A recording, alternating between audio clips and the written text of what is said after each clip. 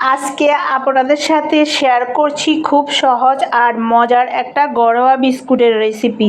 বাড়িতে থাকা সাধারণ কিছু উপকরণ দিয়ে খুব সহজে এই বিস্কুটগুলো তৈরি করা যায়। আমি এখানে প্রথমে একটা বলের ভিতরে নিয়েছি 3 কাপ আটা, তারপরে দিয়েছি 3 চামচ চিনি, দিয়েছি 2টা ডিম ভেঙে, তারপরে দিয়েছি 1 কাপের মতো তেল। এখানে যেহেতু পানি দেওয়া যাবে না, আপনারা হয়তো জানেন বিস্কুট বানানোর সময় কিন্তু আলাদা কোনো পানি দেওয়া যায় না। তারপরে দিয়েছি হালকা একটু বেকিং সোডাটা কিন্তু খুবই অল্প করে দিতে হবে।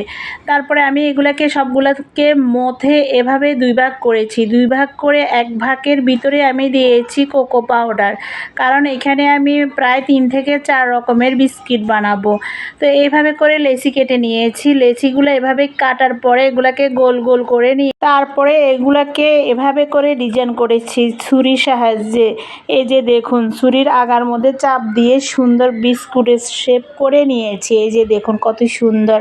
আপনারাও আপনাদের আন্দাজ করে যেভাবে পারেন ওভাবে করে ডিজাইন করে নেবেন। আমি সহজভাবে এরকম করে ডিজাইন করেছি। আর একটা কথা, এগুলাকে বানানোর সাথে সাথে তেলের ভিতরে ভেজে নেওয়ার চেষ্টা করবেন, কারণ যদি সাথে সাথে না ভেজে নেন তাহলে যে চিনিটা এটার ভিতরে আছে ওই চিনিটা ছেড়ে নষ্ট হয়ে যায়। তাই তাড়াতাড়ি করে হালকা আছে খুব আস্তে আস্তে করে এগুলাকে মানে ভেজে নেবেন। তো এখানে আমি বলেছিলাম 3-4 রকম করে ডিজাইন করব। এই যে দেখুন এখানে আরেকটা ডিজাইন করেছি। তা আপনারাও আপনাদের আন্দাজ করে যেরকম করে ডিজাইন করে নিতে পারেন ওভাবে করে ভেজে নেবেন। তো আমি আমার বাচ্চাদের জন্য কত রকমের ডিজাইন করেছি।